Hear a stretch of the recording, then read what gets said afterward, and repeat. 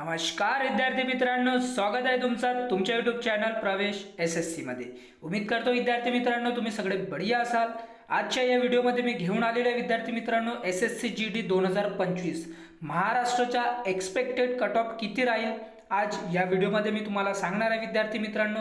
आणि मागच्या वर्षीपेक्षा कमी मार्क्स झाले मुलांचे, जे मागच्या वर्षी जे मुलांचे जे मार्क्स होते विद्यार्थी मित्रांनो, कोणाचे 130 बनत होते ते 110 वर आले, कारण मार्क्स कमी झाले। पेपर टफ असल्यामुळे जे आहे मागच्या वर्षीच्या कंपॅरिझनमध्ये ह्या वर्षीचा जो पेपर आहे तो थोडासा टफ होता विद्यार्थी मित्रांनो, म्हणून ह्या वर्षीचा जो मुलांना मार्क्स पडलेले आहेत ते कमी पडलेले आहेत। आणि आजच्या या व्हिडिओमध्ये मी तुम्हाला फिमेल आणि मेल यांच्या दोघांचं कट ऑफ आजच्या व्हिडिओमध्ये मी सांगणार आहे।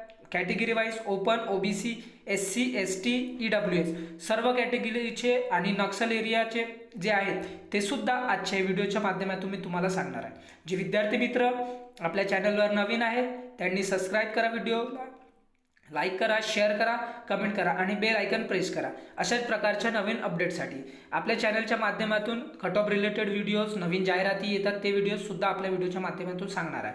आणि नवीन मी तुम्हाला जे आपलं CRPF ग्रुप नागपूर CRPF आहे त्याचं जे फिजिकलचं जे ग्राउंड आहे ते सुद्धा मी तुम्हाला समोर आपल्या चॅनलला सबस्क्राईब करून ठेवा। त्याच्या जे आतमध्ये जे होते रनिंग त्याचा सुद्धा मी व्हिडिओ तुम्हाला देणार आहे। तर म्हणून आपल्या चॅनलला जास्तीत जास्त शेअर करा आणि सबस्क्राईब करा।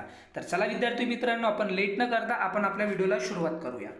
तुम्ही बघू शकता इथे SSC GD 2025 मी सर्वात पहिले तुम्हाला वॅकन्सी कंपॅरिझन सांगतो आणि जे मुलांना डाऊट आहे की आम्हाला फिजिकलला बोलवतील की नाही बोलवतील ते आजच्या व्हिडिओच्या माध्यमातून मी तुम्हाला क्लिअर करतो।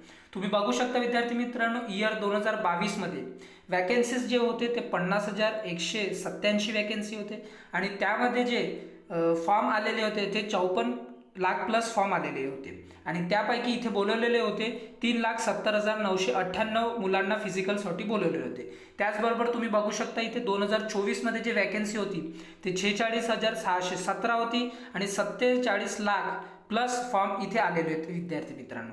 त्याचबरोबर इथे बघू शकता तुम्ही आणि फिजिकलसाठी जे बोलवले होते ते 3,51,176 मुलांना इथे फिजिकलसाठी बोलवले होते।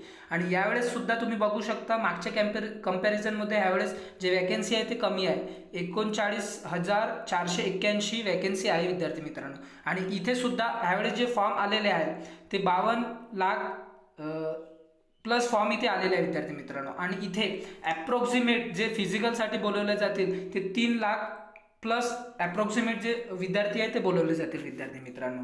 तर म्हणून तुम्ही बघू शकता ह्यावेळेसचे जे मागच्या वेळेसच्या कंपॅरिझन मुळे आहे ह्यावेळेसचं जे कट ऑफ आहे ते तुम्हाला कमी पाहायला भेटणार आहे। आता तुम्हाला मी कट ऑफ सांगतो, इथे तुम्ही बघू शकता expected cut off female for PST and PET आणि PST साठी तुम्हाला फिजिकलसाठी जे कट ऑफ असणार आहे हे आफ्टर नॉर्मलायझेशनचं मी सांगणार आहे विद्यार्थी मित्रांनो। तुम्ही इथे बघू शकता फिमेलचं कट ऑफ असणार आहे। UR साठी तुम्ही बघू शकता फिमेल UR इथे बघू शकता ज्या मुलींना 92 मार्क आहे ते UR कॅटेगरीमधून ते स्वतःला सेफ समजा, तुम्ही सेफर साईडमध्ये आहात। आणि यापैकी मी तुम्हाला सांगतो +3 ±3 तुम्ही करू शकता। EWS मध्ये तुम्ही बघू शकता 88 EWS वाल्या मुलींना जर 88 मार्क असतील ते त्यांचे सुद्धा सिलेक्शन होऊ शकते। OBC मध्ये OBC साठी पण त्यांचे ज्यांना 85 आहे त्यांना सुद्धा बोलवलं जातील आणि SC मध्ये 82 आहे त्यांना सुद्धा बोलवले जातील।